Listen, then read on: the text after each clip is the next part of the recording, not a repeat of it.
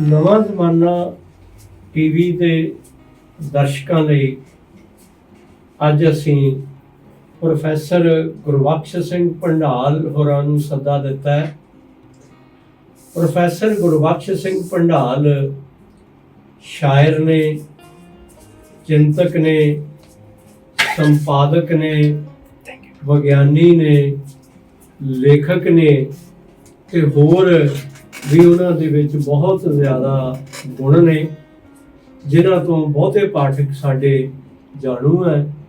ਉਹ ਲੰਮਾ ਸਮਾਂ ਪਹਿਲਾਂ ਪੰਜਾਬ ਦੇ ਵਿੱਚ ਸਰਕਾਰੀ ਕਾਲਜ ਦੇ ਵਿੱਚ ਭੌਤਿਕ ਵਿਗਿਆਨ ਦਾ ਵਿਸ਼ਾ ਪੜ੍ਹਾਉਂਦੇ ਗਏ, ਫਿਰ ਕੁਝ ਦੇਰ ਕੈਨੇਡਾ ਰਹੇ ਤੇ ਹੁਣ 2016 ਤੋਂ ਅਮਰੀਕਾ ਦੇ ਕਲੀਵਲੈਂਡ ਸ਼ਹਿਰ ਵਿਖੇ ਯੂਨੀਵਰਸਿਟੀ ਦੇ ਵਿੱਚ ਕਲੀਵਲੈਂਡ ਸਟੇਟ ਯੂਨੀਵਰਸਿਟੀ ਦੇ ਵਿੱਚ ਭੌਤਿਕ ਵਿਗਿਆਨ ਦਾ ਵਿਸ਼ਾ ਪੜ੍ਹਾ ਰਹੇ ਨੇ।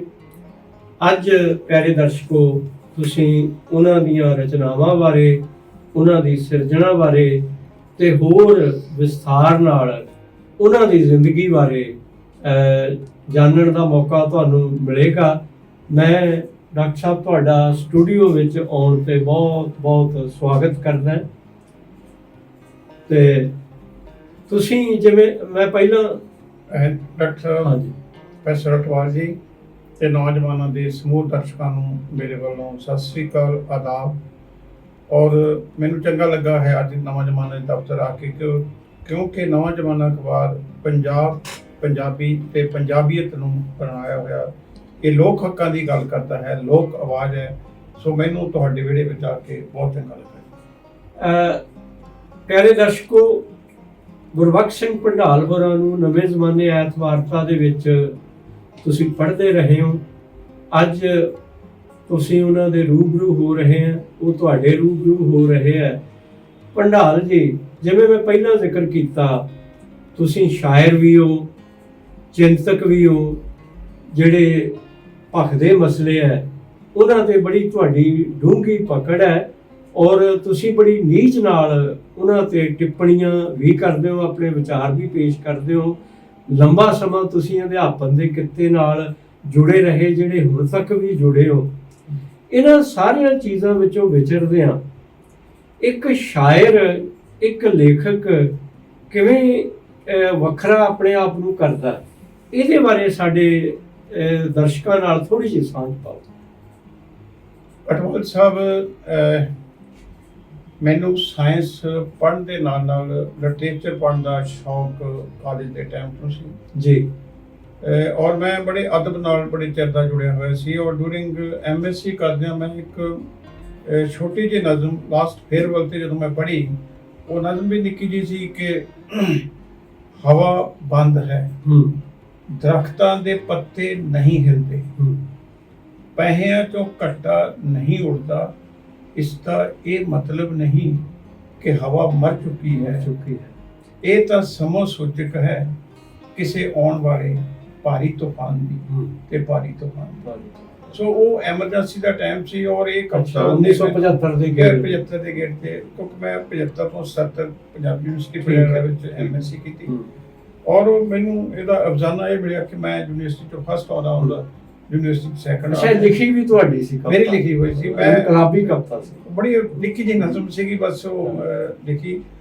ਔਰ ਮੇਰਾ ਹੌਲੀ ਹੌਲੀ ਜਿਹੜਾ ਇਹ ਲਿਖਣ ਦਾ ਸੀਗਾ, ਮੈਂ ਪਹਿਲਾਂ ਨਜ਼ਮ ਲਿਖਦਾ ਸੀ, ਫਿਰ ਮੈਂ ਕੈਨੇਡਾ ਗਿਆ 1993 ਵਿੱਚ। ਸਾਡੀ ਫਿਜ਼ਿਕਸ ਦੀ ਇੰਟਰਨੈਸ਼ਨਲ ਕਾਨਫਰੰਸ ਸੀ, ਮੈਂ ਅਟੈਂਡ ਕਰਨ ਗਿਆ। ਫਿਰ ਮੈਂ ਇੱਕ ਸਫ਼ਰਨਾਮਾ ਲਿਖਿਆ, ਸੁਪਨਿਆਂ ਦੀ ਜੂ ਕੈਨੇਡਾ। ਔਰ ਉਹ ਪੜ੍ਹਨ ਤੋਂ ਬਾਅਦ ਮੇਰੇ ਦੋਸਤਾਂ ਮਿੱਤਰਾਂ ਨੇ ਕਿਹਾ ਕਿ ਤੇਰੀ ਵਾਰਤਕ ਦਾ ਕੁਝ ਵੱਖਰਾ ਰੰਗ ਹੈ, ਜੇ ਤੂੰ ਇਹਦੇ ਬਾਰੇ ਕੁਝ ਲਿਖ ਸਕੇ, ਵਾਰਤਕ ਲਿਖੇ ਤਾਂ ਤੂੰ ਬੈਟਰ ਹੋਏਗਾ। ਫਿਰ ਮੈਂ ਮੇਰੀ ਜਿਹੜੀ ਪਹਿਲੀ ਵਾਰਤਕ ਦੀ ਪੁਸਤਕ ਸੀ ਉਹ ਰੰਗਾਂ ਦਾ ਦਰਿਆ।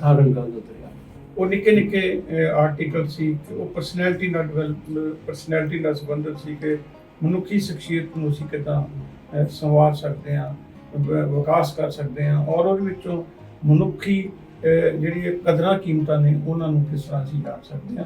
ਔਰ ਇਸ ਤੋਂ ਮੇਰਾ ਇਹ ਜਿਹੜਾ ਭੰਡਾਲ ਜੀ, ਜਿਹੜੀ ਤੁਸੀਂ ਗੱਲ ਕੀਤੀ ਨਾ ਕਿ ਤੁਹਾਡੇ ਕਿਸੇ ਦੋਸਤ ਨੇ ਜਾਂ ਪਾਠਕ ਨੇ ਕਿਹਾ ਕਿ ਤੁਹਾਡੀ ਵਾਰਤਕ ਬਾਕੀਆਂ ਨਾਲੋਂ ਵੱਖਰੀ ਹੈ, ਹਾਂਜੀ ਇਹ ਮੈਂ ਜਿੰਨਾ ਕੁ ਮੈਂ ਪੜ੍ਹਿਆ ਵਾਰਤਕ ਨੂੰ, ਉਹਦੇ 'ਚ ਮੈਨੂੰ ਇਹ ਲੱਗਦਾ ਕਿ ਜਿਹੜਾ ਬੰਦਾ ਸ਼ਾਇਰ ਹੋਣ ਦੇ ਨਾਲ ਵਾਰਤਕ ਲਿਖਦਾ, ਹਾਂਜੀ ਉਹਦੀ ਵਾਰਤਕ ਦੇ ਵਿੱਚ ਸ਼ਾਇਰੀ ਦੇ ਅੰਸ਼ ਕਿਤੇ ਨਾ ਕਿਤੇ ਆ ਜਾਂਦੇ ਆ।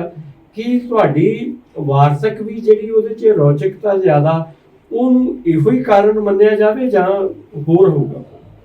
ਦਰਅਸਲ ਜੇ ਤੁਸੀਂ ਮੇਰੀ ਵਾਰਤਕ ਨੂੰ ਪੜ੍ਹੋ ਜੀ, ਮੈਂ ਵਾਰਤਕ ਜਿੰਨਾ ਵੀ ਅੱਜ ਤੱਕ ਮੈਂ ਲਿਖਦਾ ਹਾਂ ਕਿ ਮੇਰੀ ਇੱਕ ਕਿਤਾਬ ਆਈ ਸੀ ਘਰ ਅਰਦਾਸ ਕਰੇ, ਕਿ ਘਰ ਮਨੁੱਖ ਨੂੰ ਕਿੱਦਾਂ ਮੁਖਾਤਬ ਹੁੰਦਾ ਹੈ, ਕਿ ਘਰ ਘਰਾਂ ਵਾਲਿਆਂ ਨਾਲ ਹੁੰਦਾ ਹੈ, ਉਹ ਘਰ ਵਾਲਿਆਂ ਨਾਲ ਕਿੱਦਾਂ ਮੁਖਾਤਬ ਹੁੰਦਾ ਹੈ। ਫਿਰ ਸੀ ਕਮਰਾ ਕਾਮਨਾ ਕਰਦਾ ਹੈ, ਕਮਰਾ ਬੰਦੇ ਨੂੰ ਕਿੱਦਾਂ ਮੁਖਾਤਬ ਹੁੰਦਾ ਹੈ, ਕਿਉਂਕਿ ਕਮਰਾ ਸਿਰਫ ਕੰਧਾਂ ਨਹੀਂ ਹੁੰਦੀ, ਕਮਰੇ ਨੂੰ ਕਮਰੇ ਦਾ ਰੂਪ ਦੇਣ ਵਾਸਤੇ ਉਹਦੇ ਵਿੱਚ ਰਹਿੰਦੇ ਲੋਕ ਹੁੰਦੇ ਨੇ, ਉਹਨਾਂ 'ਚ ਕਿੰਨੀ ਮੁਹੱਬਤ ਹੈ, ਕਿੰਨੀ ਸਾਂਝ ਹੈ, ਕਿੰਨਾ ਉਹਨਾਂ 'ਚ ਆਪਣਾਤ ਹੈਗੀ ਹੈ। ਠੀਕ ਹੈ। ਫਿਰ ਉਸ ਤੋਂ ਬਾਅਦ ਬੂਹਾ ਬੰਦਗੀ ਕਰਦਾ ਰਹਿੰਦਾ, ਇਸ ਤਰ੍ਹਾਂ ਦਾ ਇਹ ਸਾਰੇ ਆਰਟੀਕਲ ਸੀ। ਔਰ ਇਹ ਬੜੇ ਇੱਕ ਵੱਖਰੇ ਸੰਦਰਭ ਵਿੱਚ, ਕਿਉਂਕਿ ਘਰ ਬਾਰੇ, ਕਮਰੇ ਬਾਰੇ, ਕੰਧਾਂ ਬਾਰੇ, ਵਿਹੜੇ ਬਾਰੇ ਜਾਂ ਇਹਨਾਂ ਬਾਰੇ ਹਜੇ ਘੱਟ ਲਿਖਿਆ ਗਿਆ। ਮੈਨੂੰ ਇਉਂ ਲੱਗਦਾ ਕਿ ਕਦੀ ਇਹ ਘੱਟ ਲਿਖਿਆ ਗਿਆ। ਹਾਂ ਬਿਲਕੁਲ ਬਿਲਕੁਲ, ਬਹੁਤ ਘੱਟ ਲਿਖਿਆ ਗਿਆ। ਕਈ ਵਾਰੀ ਹੁੰਦਾ ਵੀ ਫਿਰ ਇਹ ਹੈ ਕਿ ਜੇ ਤੇ ਬੰਦਾ ਲਿਟਰੇਚਰ ਪੜ੍ਹਦਾ ਹੋਵੇ, ਪੜ੍ਹਾਉਂਦਾ ਹੋਵੇ, ਆਮ ਦਰਸ਼ਕਾਂ ਨੂੰ ਇਹ ਹੁੰਦਾ, ਸਰੋਤਿਆਂ ਨੂੰ ਵੀ ਇਹ ਹੁੰਦਾ ਕਿ ਉਹ ਬੰਦਾ ਇਸ ਤਰ੍ਹਾਂ ਲਿਖਦਾ। ਹੁਣ ਜਦੋਂ ਬੰਦੇ ਨੇ ਕਾਲਜ ਜਾ ਕੇ, ਯੂਨੀਵਰਸਿਟੀ ਜਾ ਕੇ ਪੜ੍ਹਾਉਣਾ ਤੇ ਭੌਤਿਕ ਵਿਗਿਆਨ ਹੈ, ਆਮ ਤੌਰ ਤੇ ਕਿਹਾ ਜਾਂਦਾ ਕਿ ਵਿਗਿਆਨ ਦੇ ਵਿੱਚ ਭਾਵਨਾਵਾਂ ਨਾਲੋਂ ਜਿਹੜਾ ਤੱਥ ਹੈ, ਸੱਚ ਹੈ, ਉਹਦੇ ਤੇ ਜ਼ਿਆਦਾ ਆਪਾਂ ਆਧਾਰਿਤ ਹੁੰਦੇ ਆ।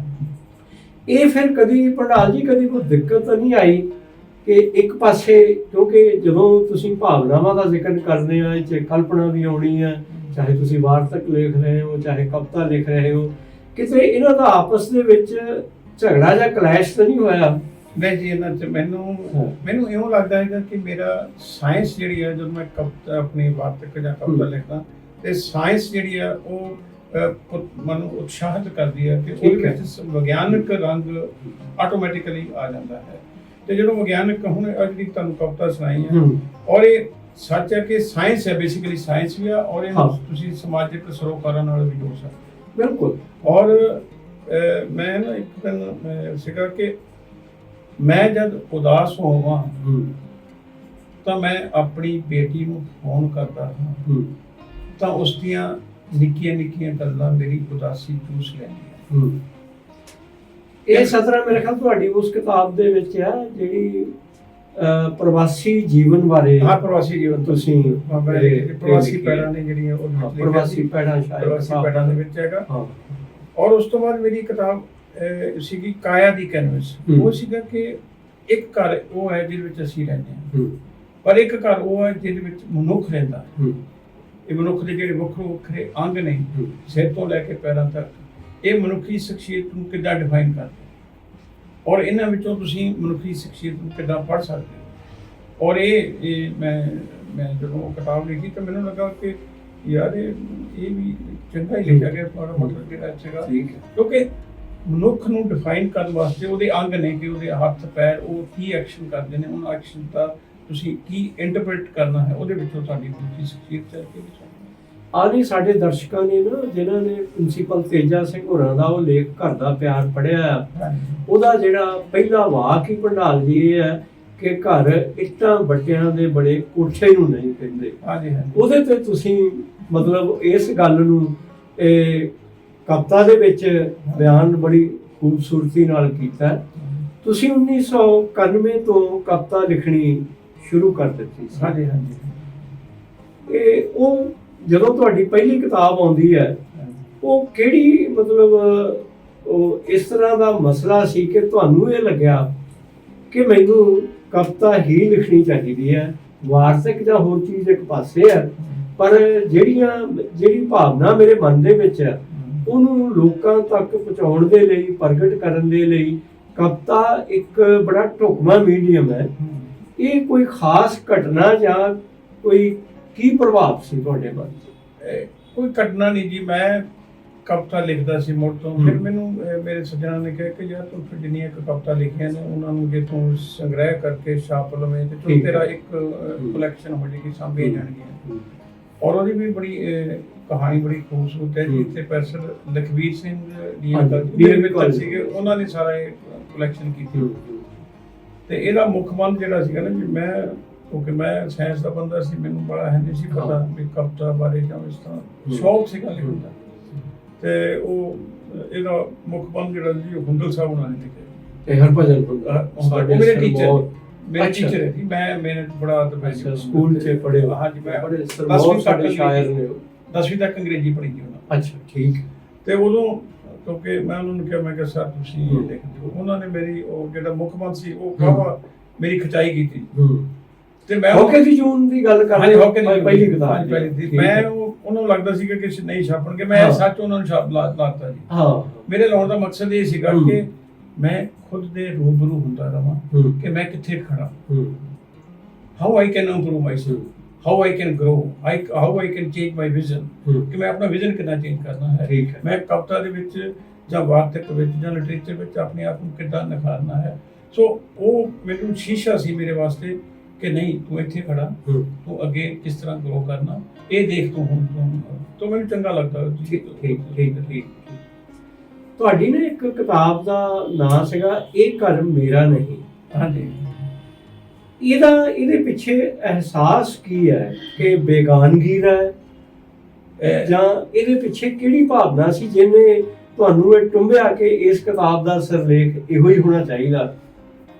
ਦਰਅਸਲ ਜਦੋਂ ਮੈਂ ਇੱਕ ਕਵਿਤਾ ਉਸ ਸਮੇਂ ਦੀ ਜਦੋਂ ਮੈਂ ਪ੍ਰਵਾਸ ਕੀਤਾ। ਅੱਛਾ, ਪ੍ਰਵਾਸ ਧਾਰਨ ਕਰਨ ਤੋਂ ਬਾਅਦ ਤੇ ਜਦੋਂ ਤੁਸੀਂ ਪ੍ਰਵਾਸ ਧਾਰਨ ਕਰਦੇ ਹੋ ਨਾ, ਇਨੀਸ਼ੀਅਲ ਫੇਜ਼ ਤੇ ਇੱਕ ਬੇਗਾਨਗੀ ਇੱਕ ਤੁਹਾਡੇ ਮਨ ਤੇ ਹਾਵੀ ਹੋ ਜਾਂਦੀ, ਔਰ ਉਹ ਬੇਗਾਨਗੀ ਦੇ ਵਿੱਚੋਂ ਕੁਝ ਉਭਰੀਆਂ ਹੋਈਆਂ ਕਵਿਤਾਵਾਂ ਸੀ। ਔਰ ਉਸ ਬੇਗਾਨਗੀ ਦੇ ਵਿੱਚ ਇੱਕ ਹੋਰ ਜਿਹੜਾ ਮੇਨ ਕਾਰਨ ਇਹ ਸੀਗਾ ਕਿ ਜਦੋਂ ਤੁਸੀਂ ਪ੍ਰਵਾਸ ਧਾਰਨ ਕਰਦੇ ਹੋ ਤਾਂ ਤੁਹਾਡੇ ਰਿਸ਼ਤਿਆਂ ਵਿੱਚ ਇੱਕ ਬੇਗਾਨਗੀ ਪੈਦਾ ਹੋ ਜਾਂਦੀ, ਇੱਕ ਰਿਸ਼ਤਿਆਂ ਦਾ ਜਿਹੜਾ ਕੱਚ ਸੱਚ ਹੈ ਉਹ ਤੁਹਾਡੇ ਸਾਹਮਣੇ ਹੋ ਜਾਂਦਾ। ਉਹਦੇ ਵਿੱਚੋਂ ਇਹ ਕੁਝ ਜਿਹੜੀਆਂ ਇਹ ਨਜ਼ਮਾਂ ਲਿਖੀਆਂ ਸੀ, ਔਰ ਮੈਂ ਉਹਨਾਂ ਪਲਾਂ ਨੂੰ ਬੜਾ ਸ਼ਿੱਦਤ ਨਾਲ ਇਹ ਮਹਿਸੂਸ ਕੀਤਾ ਸੀ। ਔਰ ਉਹਨਾਂ ਸਮਿਆਂ ਦੀ ਮੈਂ ਆਪਣੇ ਪਿਆਰੇ ਦਰਸ਼ਕਾਂ ਨੂੰ ਇੱਕ ਛੋਟੀ ਜਿਹੀ ਨਜ਼ਮ, ਜੋ ਕੱਚ ਸੱਚ ਕੀ ਹੁੰਦਾ ਹੈ, ਕਿ ਮੈਂ ਕਦੇ ਪਿੰਡ ਫੋਨ ਕਰਦਾ ਹਾਂ, ਮੈਂ ਕਦੇ ਪਿੰਡ ਫੋਨ ਕਰਦਾ ਹਾਂ, ਭਰਾ ਫੋਨ ਚੁੱਕਦਾ ਹੈ, ਉਸ ਤੇ ਮਨ ਵਿੱਚ ਖੇਤਾਂ ਵਿੱਚ ਪੈਂਦੀਆਂ ਵੱਟਾਂ ਤੇ ਘਰ 'ਚ ਉਗਦੀਆਂ ਕੰਧਾਂ ਦਾ ਤੌਖਲਾ ਪੈਦਾ ਹੁੰਦਾ ਹੈ, ਤੇ ਰਸਮੀ ਰਾਜੀ ਖੁਸ਼ੀ ਤੋਂ ਬਾਅਦ ਫੋਨ ਬੰਦ ਹੋ ਕਦੇ ਜੇ ਭਰਜਾਈ ਫੋਨ ਚੁੱਕ ਲਵੇ ਤਾਂ ਉਸ ਦੇ ਲਹਿਜੇ ਵਿੱਚ ਸ਼ਰੀਕ ਉੱਗ ਪੈਂਦੇ ਨੇ ਤੇ ਫੋਨ ਬੰਦ ਹੋ ਜਾਂਦਾ। ਕਿਆ ਬਾਤ ਹੈ ਕਿ ਉਸ ਦੇ ਲਹਿਜੇ ਵਿੱਚ ਸ਼ਰੀਕ ਉੱਗ ਪੈਂਦੇ ਨੇ ਤੇ ਫੋਨ ਬੰਦ ਹੋ ਜਾਂਦਾ। ਕਦੇ ਕਦਾਈ ਮੇਰਾ ਬਾਪ ਫੋਨ ਚੁੱਕ ਲਵੇ ਤਾਂ ਉਹ ਪੋਤੇ ਪੋਤੀ ਦਾ ਹਾਲ ਚਾਲ ਪੁੱਛਦਿਆਂ ਰਿਸੀਵਰ ਵਿੱਚ ਹੌਕਾ ਧਰ ਜਾਂਦਾ ਹੈ ਤੇ ਫੋਨ ਬੰਦ ਹੋ ਜਾਂਦਾ। ਵਾਹ। ਪਰ ਕਦੇ ਕਦਾਈ ਜਦੋਂ ਘਰ ਦੇ ਸਾਰੇ ਜੀ ਕੰਮਾਂ ਕਾਰਾਂ ਵਿੱਚ ਰੁੱਝੇ ਹੁੰਦੇ ਨੇ ਤਾਂ ਫੋਨ ਮੰਜੇ ਨਾਲ ਮੰਜਾ ਹੋਈ ਮਾਂ ਕੋਲ ਹੁੰਦਾ ਹੈ। ਉਹ ਕੰਬਦੇ ਹੱਥਾਂ ਨਾਲ ਫੋਨ ਚੁੱਕਦੀ ਹੈ ਤੇ ਆਵਾਜ਼ ਪਛਾਣ ਕੇ ਪੁੱਛਦੀ ਹੈ, ਵੇ ਪੁੱਤ ਕਦੋਂ ਆਵੇਂਗਾ? ਤੇ ਮੇਰੇ ਹੱਥੋਂ ਫੋਨ ਡਿੱਗ ਪੈਂਦਾ ਹੈ, ਮੇਰੇ ਹੱਥੋਂ ਫੋਨ। ਠੀਕ ਹੈ। ਇਹ ਜਿਹੜੀ ਨਾ ਪ੍ਰਵਾਸੀ ਅਹਿਸਾਸ ਹੈ ਕਵਿਤਾ ਦੇ ਵਿੱਚ, ਖਾਸ ਕਰਕੇ ਜਦੋਂ ਤੁਸੀਂ ਪਹਿਲਾਂ ਜਾਂਦੇ ਆ ਉਦੋਂ ਲੱਗਦਾ ਹੁੰਦਾ ਕਿ ਮੇਰਾ ਘਰ ਗਵਾਚਿਆ ਹੈ। ਸਾਡੇ ਬੜੇ ਵੱਡੇ ਸ਼ਾਇਰ ਇੰਗਲੈਂਡ ਰਹਿੰਦੇ ਸੀਗੇ, ਅਵਤਾਰ ਜੰਡਿਆਲ ਵੀ, ਉਹਨਾਂ ਦੀ ਇੱਕ ਪੂਰੀ ਲੰਬੀ ਨਜ਼ਮ ਹੈ ਗਵਾਚੇ ਘਰ ਦੀ ਤਲਾਸ਼। ਤੁਸੀਂ ਜ਼ਰੂਰ ਪੜ੍ਹੀ ਹੋਊਗੀ। ਉਹਦੇ 'ਚ ਵੀ ਬਿਲਕੁਲ ਆਹੀ ਅਹਿਸਾਸ ਹੈ। ਇੱਕ ਸਾਡੇ ਉੱਥੇ ਹੋਰ ਸ਼ਾਇਰ ਨੇ, ਇਹਨਾਂ ਦੀ ਲੰਬੀ ਨਜ਼ਮ ਹੈ ਮੇਰੇ ਪਾਸ ਆਉਣ ਤੱਕ, ਅਵਤਾਰ ਜੰਡਿਆਲਵੀ ਦੀ।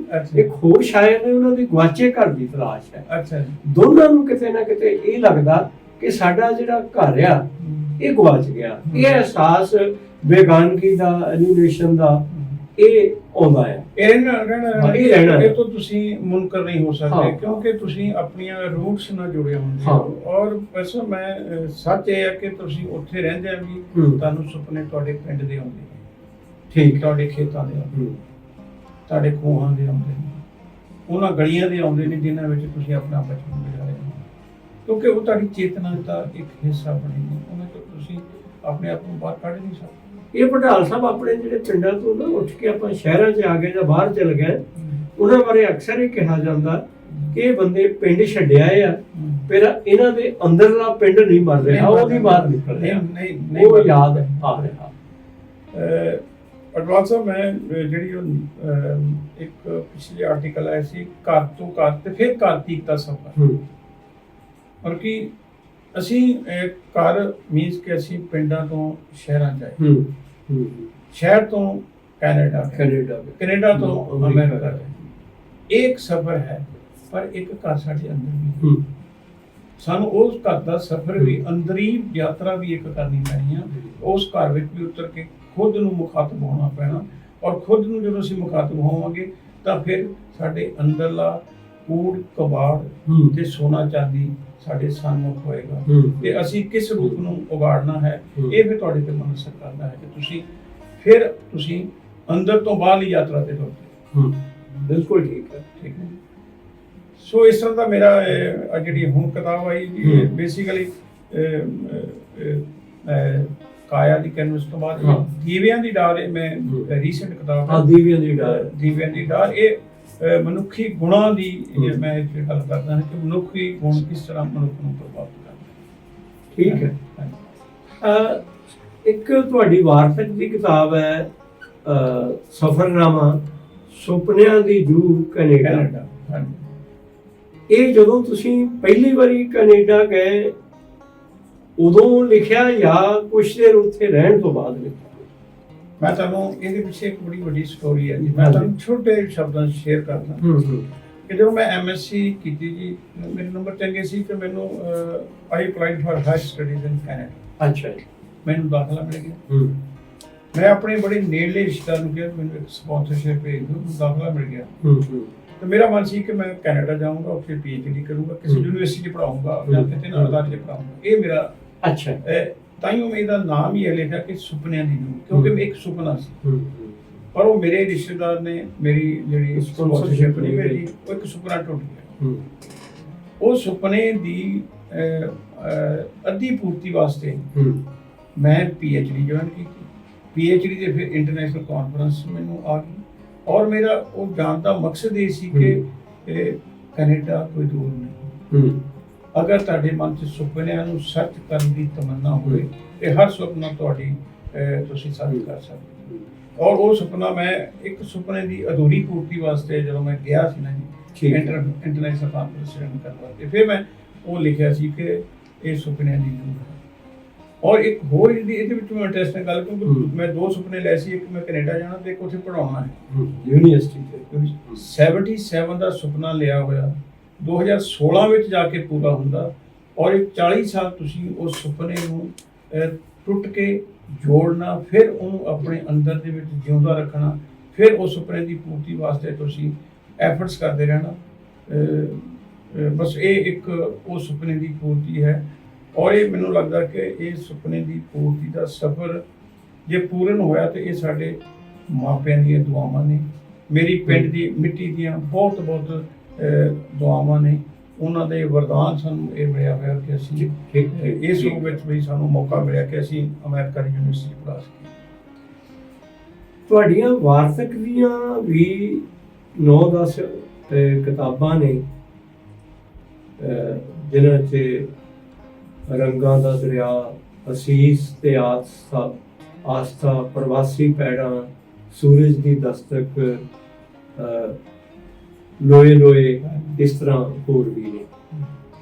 ਵਾਰਤਕ ਤੁਸੀਂ ਕਿਹਨਾਂ ਮਸਲਿਆਂ ਨੂੰ ਮੁੱਖ ਰੱਖ ਕੇ, ਜਾਂ ਜਿਨ੍ਹਾਂ ਦਾ ਆਪਾਂ ਕਿਤਾਬਾਂ ਦਾ ਜ਼ਿਕਰ ਕੀਤਾ ਜਾਂ ਇਸ ਤੋਂ ਬਿਨਾਂ ਹੋਰ ਕਿਤਾਬਾਂ ਨੇ, ਉਹਦੇ 'ਚ ਤੁਸੀਂ ਕਿਹੜੇ ਮਸਲਿਆਂ ਨੂੰ ਉਭਾਰਨਾ ਚਾਹੁੰਦੇ ਹੋ, ਜਾਂ ਤੁਹਾਨੂੰ ਇਹ ਲੱਗਦਾ ਕਿ ਇਹ ਮੈਂ ਇੱਕ ਲੋਕਾਂ ਨੂੰ ਗੱਲ ਦੱਸਣੀ ਚਾਹ ਰਿਹਾ, ਕਹਿਣੀ ਚਾਹ ਰਿਹਾ, ਜਾਂ ਲੋਕਾਂ ਨੂੰ ਚੇਤਨ ਕਰਨ ਲਈ ਕੀ ਉਹਦੇ ਪਿੱਛੇ ਤੁਹਾਡਾ ਮਕਸਦ ਹੋਊਗਾ? ਅਟਵਾਲ ਸਾਹਿਬ, ਬੇਸਿਕਲੀ ਮੇਰਾ ਜ਼ਿੰਦਗੀ ਦੇ ਵਿੱਚ ਇੱਕੋ ਹੀ ਜਿਹੜਾ ਹੈਗਾ ਨਜ਼ਰੀਆ ਕਿ ਜ਼ਿੰਦਗੀ ਬਹੁਤ ਖੂਬਸੂਰਤ ਹੈ, ਅਸੀਂ ਇਹਨੂੰ ਹੋਰ ਖੂਬਸੂਰਤ ਬਣਾ ਸਕਦੇ ਹਾਂ।